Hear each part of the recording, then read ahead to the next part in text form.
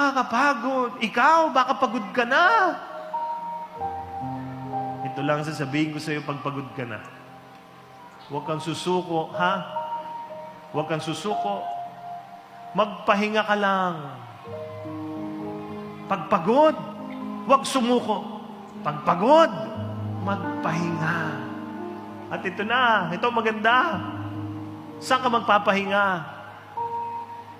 Ito yung sabi ni Lord sa iyo. Come to me, all of you who are weary and carry heavy burdens, and I will give you rest.